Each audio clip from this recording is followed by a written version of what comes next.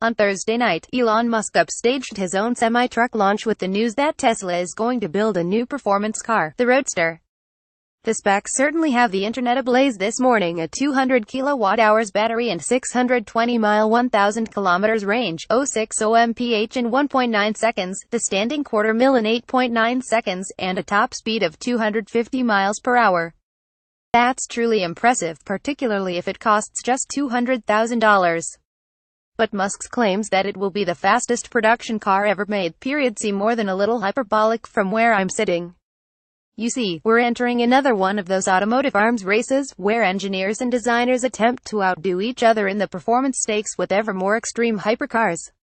Tesla will not be the only game in town. In fact, it's only just getting ready to take to the pitch.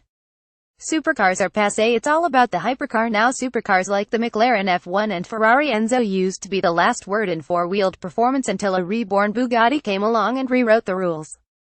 The Veyron, which arrived in 2005, boasted an 8.0 LW16 engine, 987 horsepower, 736 kilowatts, and at 253 miles per hour, 407 kilometers per hour top speed.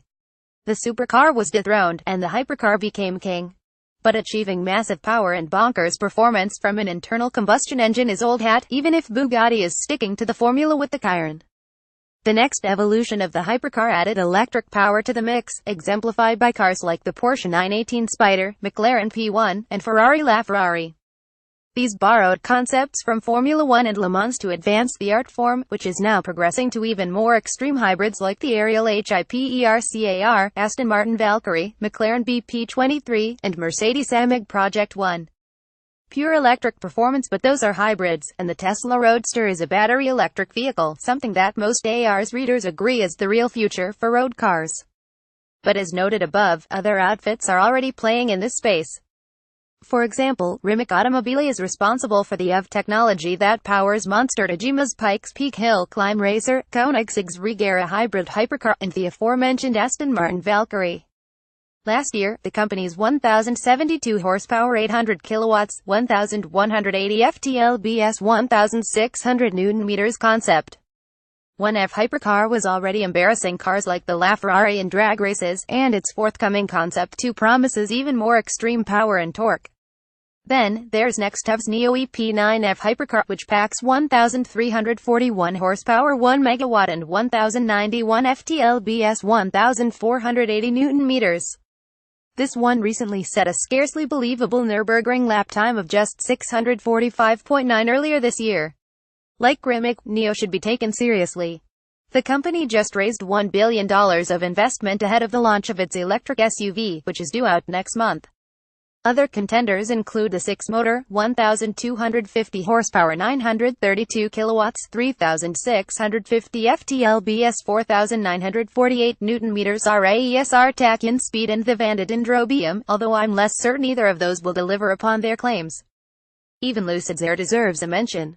Although it's a sedan, not a hypercar, it still boasts 1,000 horsepower 736 kilowatts, and Lucid has already shown that the Air is fast in testing. Earlier this year it reached 235.4 miles per hour 378 kilometers per hour.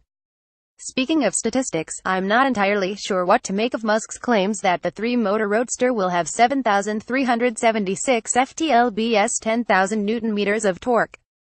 If that number is measured at the wheels, then we need to account for gearing, in which case it's really only about 10% more than the Model S P100D. Still, we'd be wise not to discount the Roadster. A price of $200,000 is an awful lot cheaper than any of these other hypercars outside the hybrid Ariel. And its claimed acceleration would put it straight to the head of the pack. Even Johnny Smith's Wondery Mad Flux capacitor, the world's fastest street-legal EV, needs 9.87 seconds to do the quarter-mile. Finally, even if mass production remains an ongoing challenge for Tesla, it has proven more than capable of building tens of thousands of EVs, something no other automotive startup can claim. One thing is certain for now, this hypercar performance war is going to be fascinating too, particularly if I get a chance to drive some of these outrageous EVs. This post originated on Ars Technica.